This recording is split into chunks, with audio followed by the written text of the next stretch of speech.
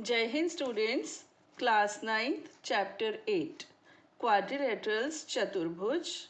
इसका इंट्रोडक्शन हम आपको अपने पिछले वीडियो में दे चुके हैं और एक क्वेश्चन भी कर चुके हैं। ठीक है, आज हम एक्सरसाइज 8.1 के क्वेश्चन नंबर 2 ऑनवर्ड्स लेने वाले हैं। ओके, बट उसके पहले कुछ चीज़ें जो यूज़ होंगी, अभी आपको जगह जगह लिखनी होंगी, वो हम आपको एक बार और रिवाइज करवा दें। A diagonal of a parallelogram divides it into two congruent triangles। ये पूरी थ्योरम प्रूव करके बेटा मैंने अपने पिछले वीडियो में बताई है और वो इम्पॉर्टेंट भी है। किसी समांतर चतुर्भुज का एक विकर्ण उसे दो सर्वांगसम त्रिभुजों में विभाजित करता है। ठीक है। Second, in a parallelogram opposite sides are equal. देखो, पैरेललोग्राम जो होता है ना, वो ऑपोजिट साइड्स के पैरेलल होने से ही हो जाता है। मतलब अगर कोई क्वाड्रिलेटरल ऐसा है, कोई चतुर्भुज ऐसा है जिसकी विपरीत भुजाओं के दोनों युग्म समांतर हैं, तो वो समांतर चतुर्भुज कहलाता है। दैट मीन्स जिसकी ऑपोजिट साइड्स के दोनों पेयर्स पैरेलल है ना, तो हम उसको पैरेललोग्राम कहने लगते हैं। अब ये उसकी प्रॉपर्टी है कि जो उसकी ऑपोजिट साइड्स होती है ना, वो केवल पैरेलल नहीं होती, वो इक्वल भी होती हैं। ठीक है, एक समांतर चतुर्भुज में सम्मुख भुजाएं बराबर होती हैं। हम इसको अभी क्वेश्चन सॉल्व करेंगे ना बेटा, उसमें यूज करेंगे। तो हमें क्या लिखना रहेगा वो हमें पढ़ना, अभी वो हम आपको पढ़कर थ्योरम के स्टेटमेंट्स आपको बता रहे हैं। थ्योरम 8.3 है, if each pair of opposite sides of a quadrilateral is equal then it is a parallelogram। ये इसकी उल्टी है। इसमें बोल रहे हैं अगर पैरेललोग्राम है तो ऑपोजिट साइड्स इक्वल होंगी। इसमें क्या बोल रहे हैं, कोई भी एक क्वाड्रिलेटरल है लेकिन उसकी ऑपोजिट साइड्स इक्वल है। इसका मतलब वो कोई ऐसा वैसा क्वाड्रिलेटरल नहीं है, वो एक पैरेललोग्राम है। पैरेललोग्राम तो खजाना है। यदि एक चतुर्भुज की सम्मुख भुजाओं का प्रत्येक युग्म बराबर हो, यानी ऑपोजिट साइड्स के दोनों पेयर्स इक्वल हों, तो भी वो एक समांतर चतुर्भुज ही होता है। मतलब वो एक ऐसा क्वाड्रिलेटरल बनता है जिसकी ऑपोजिट साइड्स इक्वल तो हैं, साथ में पैरेलल भी होती हैं। Next, in a parallelogram opposite angles are equal. आप पढ़ चुके हो कि एक समांतर चतुर्भुज में सम्मुख कोण बराबर होते हैं, हमने आपको बताया था, मगर वो अब एक स्टेटमेंट की तरह आपको यूज भी करना है। ठीक है। 8.5, if in a quadrilateral each pair of opposite sides is equal then it is a parallelogram। no, it's not sides वाला तो हम कर चुके हैं। एंगल्स, ठीक है, ऑपोजिट एंगल्स इज, दोनों एक क्वाड्रिलेटरल है, उसके ऑपोजिट एंगल्स अगर इक्वल है दोनों पेयर, तो भी वो एक पैरेललोग्राम होता है। यदि एक समांतर चतुर्भुज में सम्मुख कोणों का प्रत्येक युग्म बराबर हो तो वो एक समांतर चतुर्भुज। इसका इन्वर्स हो गया ना।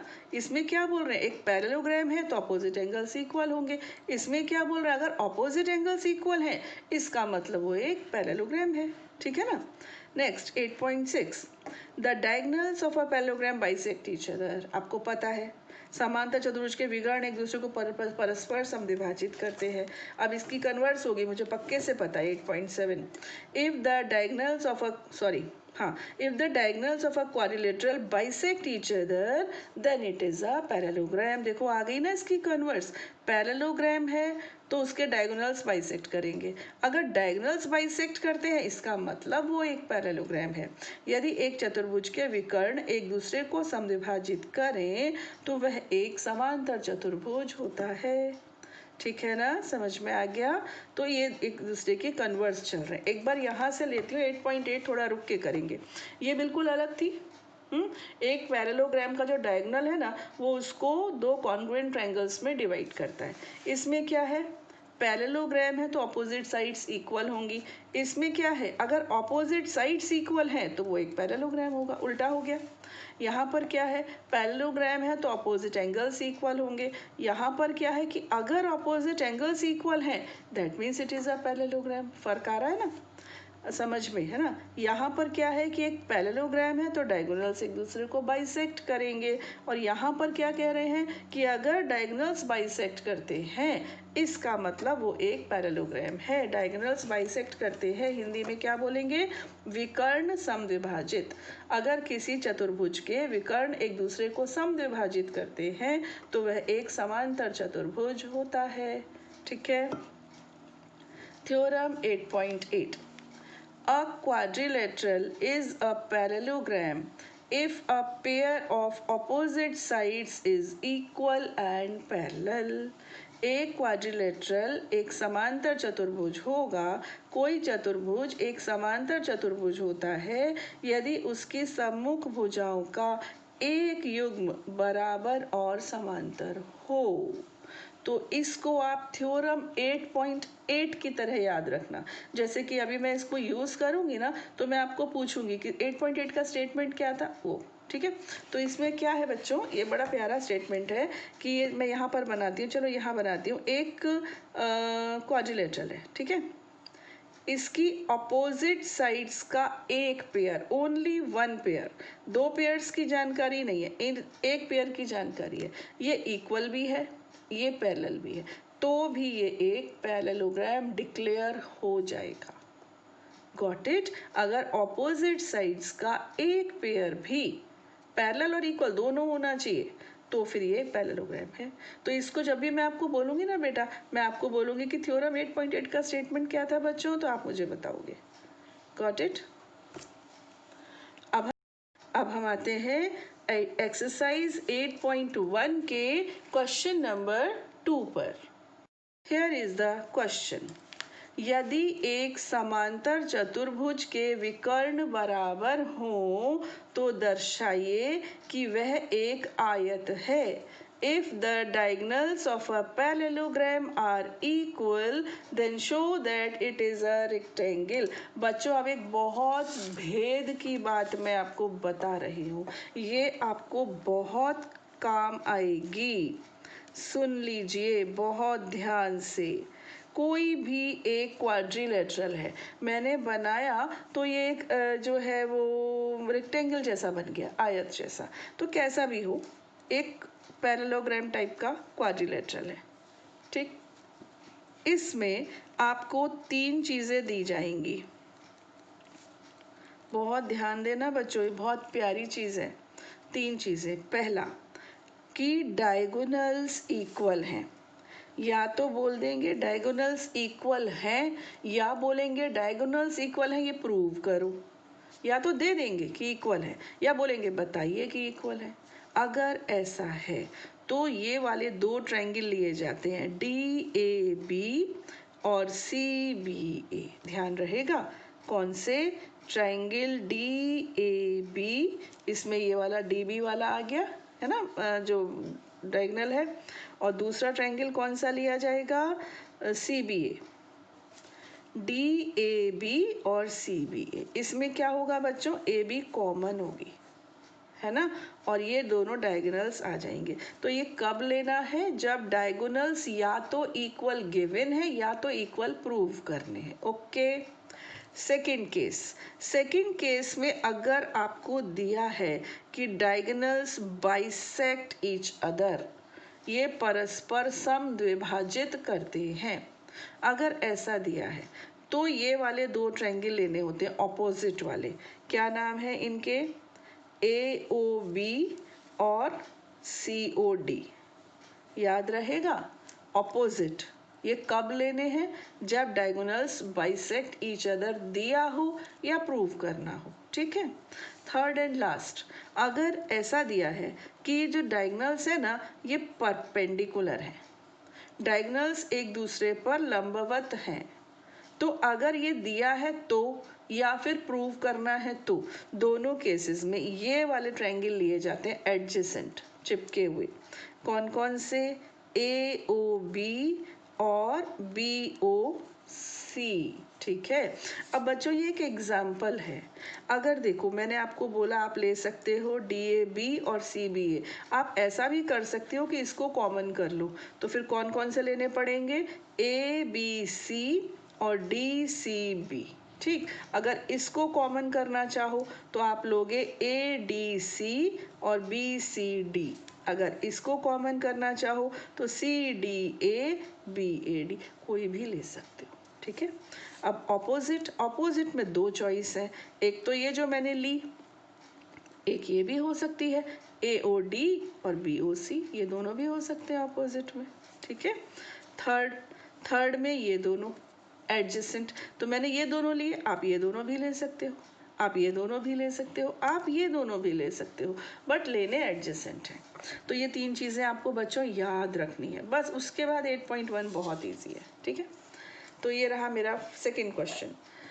क्या दिया है बच्चों? विकर्ण बराबर, डायगोनल्स इक्वल। याद करो कौन सा बताया था डायगोनल्स इक्वल में, यहाँ पर हम लेंगे ये वाला DAB और CBA। जल्दी जल्दी बता दो कि क्या, देखो पैरेललोग्राम मैंने बोला ना खजाना होता है, तो AD is equal to BC। क्यों? क्योंकि ऑपोजिट साइड्स हैं और ये पैरेललोग्राम है, समांतर चतुर्भुज है। समांतर चतुर्भुज की विपरीत भुजाएं कैसी होती हैं? बराबर होती हैं। तो DA is equal to CB पहला हो गया ना। दूसरा AB is equal to AB, common है, ये कॉमन को बोलते हैं उभयनिष्ठ, तो AB कॉमन हो गई। और तीसरा क्या? AC is equal to BD, ये तो गिवन है, उन्होंने बोला ना डायगोनल्स इक्वल है, तो बस कौन सी वाली अप्लाई हो गई? S, तीनों साइड्स इक्वल हो गई ना। तो ट्राइंगल DAB और ट्राइंगल CBA ये दोनों हो गए कॉन्ग्रुएंट, है ना। अब ये कॉन्ग्रुएंट हो गए, तो कॉन्ग्रुएंट होने से क्या अप्लाई हो गई?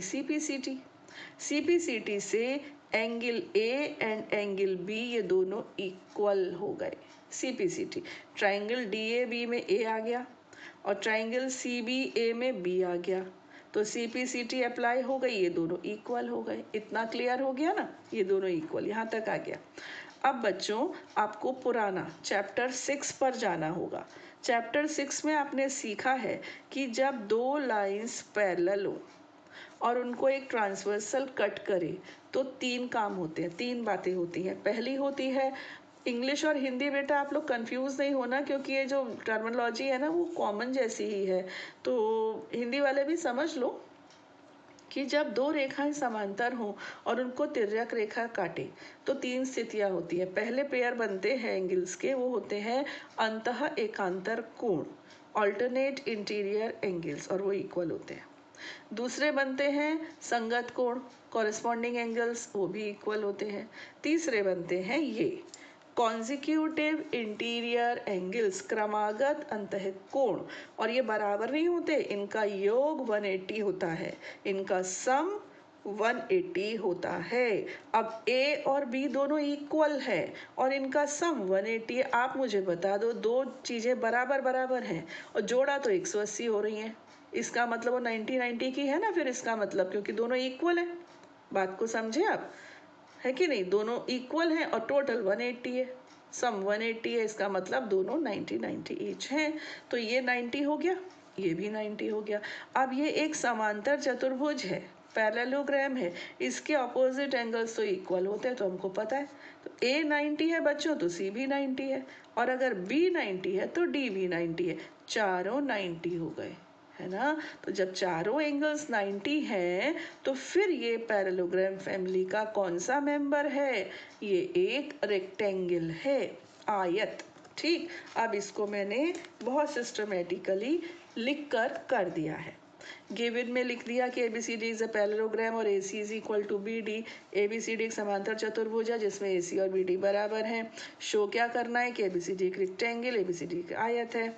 In triangle DAB and CBA वो मैं बता चुकी हूँ, ये दोनों इक्वल, क्योंकि समांतर चतुर्भुज की विपरीत भुजाएं, अपोजिट साइड्स ऑफ पैरेललोग्राम। ये क्यों इक्वल? कॉमन। ये क्यों इक्वल? गिवन है, दिया है। SSS कॉन्ग्रुएंसी रूल लग गया, दोनों ट्रायंगल्स कॉन्ग्रुएंट हो गए। बाय CPCT या CPCT द्वारा A और B इक्वल, लेकिन A और B का योग तो 180 होता है, क्योंकि ये कॉन्जिक्यूटिव इंटीरियर एंगल्स है, क्रमागत अंतःकोण है। अतः देखो, इसके बाद बच्चों कुछ नहीं लिखना, बस सीधे ये लिख देना, ये अंडरस्टूड है। टीचर इतना समझता है कि जब दो चीज़ें इक्वल हैं और उनको जोड़ा जा रहा है, तो फिर वो 90-90 होंगी। इसके बाद ही डायरेक्ट लिखना है, कुछ अपनी अंग्रेजी उसमें नहीं डालनी है। तो फिर सी और ए इक्वल, वो भी 90 होगा, डी और बी इक्वल, तो वो भी 90, यानी चारों ही इक्वल 90-90 हो गए। इसका मतलब ABCD क्या है? एक रेक्टेंगल है, एक आयत है। बोलो आया समझ में ना? कितना सिंपल है। पता है ज्योमेट्री समझाना मुश्किल है, समझना इतना मुश्किल नहीं है। देखो मैं कंटिन्यूअसली बोल रही हूँ और आप चुपचाप सुन रहे हो और आपको समझ में आ रही है, तो इसमें बोलने वाले के लिए मेहनत है, आपके लिए नहीं है। Question number 3, one more question I will take in this video. दर्शाइए कि यदि एक चतुर्भुज के विकर्ण परस्पर समकोण पर समद्विभाजित करें तो वह एक समचतुर्भुज होता है। Show that if the diagonals of a quadrilateral bisect each other at right angles, समद्विभाजित करें और यहाँ पर समकोण भी हो, यानी कि बाइसेक्ट भी करें और 90 डिग्री का कोण भी बनाएं, then it is a rhombus. Rhombus यानी समचतुर्भुज। अब थोड़ा सा रिवीजन कर लिया जाए। जरा मुझे बताइएगा कि समचतुर्भुज क्या होता है? किसको याद है समचतुर्भुज? ऐसा होता है जब हम स्क्वायर को धक्का देते हैं। मैंने कल लास्ट वीडियो में सिखाया था ना, स्क्वायर को धक्का देते हैं, यानी कि चारों साइड्स इसकी इक्वल होती है ना। डायगोनल्स एक दूसरे को बाइसेक्ट भी करते हैं और परपेंडिकुलर भी होते हैं, ऑपोजिट एंगल्स इक्वल होते हैं। इतनी इसकी खासियत होती है। चलिए अब यहाँ से हम शुरू करते हैं। हमें इसमें दो चीज़ें दी हैं। एक तो दिया है कि डायगोनल्स बाइसेक्ट ईच अदर, है ना। एक तो ये बता दिया कि वो बाइसेक्ट कर रहे हैं। तो जब बाइसेक्ट करते हैं बेटा, तो हम कौन सा वाला लेते हैं? ऑपोजिट। याद आया? बाइसेक्ट होता है तो ऑपोजिट ट्रायंगल्स लिए जाते हैं। तो चलिए पहले मैं यही ले लेती हूँ। पहले मैं ले लेती हूँ AOB और COD। जल्दी जल्दी बताओ। AO is equal to OC, right, given. BO is equal to OD, given, दिया हुआ है, समद्विभाजित करते हैं। और फिर ये दोनों क्यों इक्वल? ये दोनों VOA, वर्टिकली ऑपोजिट एंगल्स, यानी कि शीर्षाभिमुख कोण, है ना। तो जो हमेशा बराबर होते हैं शीर्षाभिमुख कोण, तो कौन सी अप्लाई हो गई? SAS, है ना। तो SAS से दोनों ट्रायंगल्स कैसे हो गए? कॉन्ग्रुएंट हो गए ना। अब फायदा उठाओ, कॉन्ग्रुएंट हो गए तो इसका मतलब ये एंगल इस एंगल के इक्वल होना चाहिए, क्योंकि ये CPCT से हो रहा है। CPCT से ये दो एंगल्स इक्वल आ गए। अब अगर ये दो एंगल्स इक्वल आ गए तो CD और AB पैरेलल हो गई, इसका मतलब, क्योंकि ये अल्टरनेट इंटीरियर एंगल्स हैं। ये हम छोड़ आए। क्या छोड़ आए हम? वो गलियां। चैप्टर 6 में हम पढ़ चुके हैं ना कि जब दो लाइंस को एक तीसरी लाइन कट करती है और अल्टरनेट इंटीरियर एंगल्स इक्वल होते हैं तो वो लाइंस पैरेलल होती है। पढ़ चुके हैं ना, समांतर होती है। इसका मतलब ABCD के समांतर है, ठीक है। इसी प्रकार जब हम इन दोनों को प्रूव कर देंगे तो ये समांतर आ जाएंगी। और अब ये एक चतुर्भुज है और इस चतुर्भुज की अब जो आमने सामने की भुजाएं हैं वो समांतर हो गई हैं। इसका मतलब ये एक पैरेललोग्राम है। अभी हम पैरेललोग्राम तक तो आ गए। बात को समझो। अभी तो उन्होंने सिर्फ एक चतुर्भुज, एक क्वाड्रिलेटरल बोला हुआ था और कुछ नहीं। अभी हम कहाँ तक पहुँच गए कि एक पैरेललोग्राम है। एक बात और भी हो सकती थी, देखो ये दोनों इक्वल होने से ये पैरेलल हो गई और CPCT से AB is equal to DC भी तो हो गया। और फिर स्टेटमेंट 8.8 क्या कहलाता है कि अगर किसी क्वाड्रिलेटरल की ऑपोजिट साइड्स का एक पेयर भी इक्वल और पैरेलल है तो भी वो एक पैरेललोग्राम होता है। तो दो में से एक काम हो सकता है, या तो इन दोनों को करो या एक को कर लो, एक को इक्वल और पैरेलल कर लो। अभी हम आधा रास्ता चल चुके हैं, अब आधा रास्ता और चलना। अभी हमें ये पता चल गया कि एक पैरेललोग्राम है और इसके जो डायगोनल्स हैं वो परपेंडिकुलर भी हैं और बाइसेक्ट भी करते हैं। अब बस इतना और पता चल जाए कि आमने सामने की नहीं बल्कि चारों ही भुजाएं बराबर हैं, all four sides are equal, तब हम इसको रोम्बस डिक्लेयर कर देंगे। उसके लिए क्या करना था? आपको मैंने ट्रिक बताई थी कि अगर 90 डिग्री वाली बात हो रही हो तो ये एडजेसेंट ट्रायंगल्स लेने चाहिए, है ना। अब बोला है ना उन्होंने 90 डिग्री, ये देखो लिखा तो है AC is perpendicular to BD। अब हमने ये दो ट्रायंगल ले लिए, ठीक है। इन दो ट्रायंगल्स में देखो OC is equal to OA given, OB is equal to OB common, ये angle is equal to this angle because they both are right angles 90-90। तो SAS क्या होता है, SAS एक्सियम होता है, अभिग्रहित होता है, ठीक है। तो SAS अभिग्रहित से, SAS एक्सियम से ये दोनों ट्रायंगल्स कैसे हो गए, कॉन्ग्रुएंट, सर्वांगसम। ये दोनों त्रिभुज सर्वांगसम। अब ये त्रिभुज सर्वांगसम है तो CPCT से AB is equal to BC होना चाहिए, है ना। AB is equal to BC। अब AB is equal to CD और AB is equal to BC, इसका मतलब BC is equal to CD। ऐसे ही इसके लिए कर लिया। कुल मिलाकर ये हुआ कि चारों ही साइड्स आपस में इक्वल है। ऑपोजिट तो पहले ही इक्वल बता दी थी और अब हम कह रहे हैं कि एडजेसेंट भी इक्वल है, इसका मतलब ये चारों ही इक्वल है। तो ये पैरेललोग्राम तो पहले ही था और इसकी चारों साइड्स और इक्वल आ गई, इसका मतलब ये पैरेललोग्राम फैमिली का रोम्बस है, रोम्बस इसका नाम है, ठीक है। तो ये हो गया प्रूफ। तो ABCD इज अ रोम्बस मुझे शो करना है। ABCD एक समचतुर्भुज है, गिवन मैंने ऊपर लिख दिया, आप देख सकते हो, ठीक है। सॉल्यूशन में पहले लिया AOB, फिर लिया OCD। इन दोनों को मैंने आपको सब समझा ही दिया है, वर्टिकली अपोजिट ये वो SAS से ये दोनों हो गए आपके कॉन्ग्रुएंट। कॉन्ग्रुएंट होने से CPCT लग गई और ये एंगल्स इक्वल आ गए। ऑल्टरनेट इंटीरियर एंगल्स इक्वल है तो फिर ये दोनों लाइंस पैरेलल हो गई, है ना। ये सब पैरेलल आ गई तो ABCD इज अ पैरेललोग्राम। और उसके बाद in triangle AOB and BOC ये एडजेसेंट वाले ले लिए, एडजेसेंट वाले ले लिए तो फिर इसमें AO is equal to OC, AOB is equal to 90 degree, तो बता दिया आपको सब मैंने। फिर यहाँ पर फिर से SAS अप्लाई हो गई, फिर ये दोनों कॉन्ग्रुएंट हो गए और CPCT से adjacent sides AB is equal to BC आ गई, है ना। और फिर ये पहले से है ऑपोजिट साइड्स ऑफ पैरेललोग्राम और एडजेसेंट भी इक्वल हो गई, इसका मतलब ये चारों ही इक्वल है।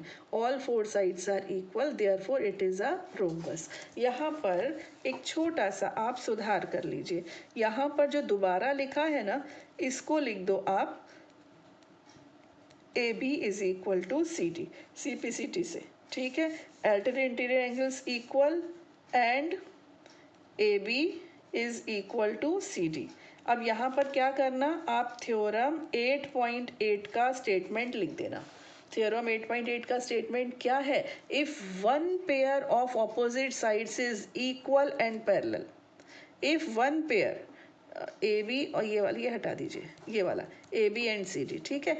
If one pair of opposite sides is equal and parallel, ये वाला हटा ही दो, ये गलत है, ये इसको हटा दो। AB और CD इक्वल है और पैरेलल है। तो यहाँ थ्योरम 8.8 का स्टेटमेंट आप लिखेंगे, क्या लिखेंगे, if one pair of opposite sides of a quadrilateral is equal and parallel then it is a parallelogram. किसी चतुर्भुज की विपरीत भुजाओं का एक युग्म अगर समांतर तथा बराबर है तो वह एक समांतर चतुर्भुज होगा।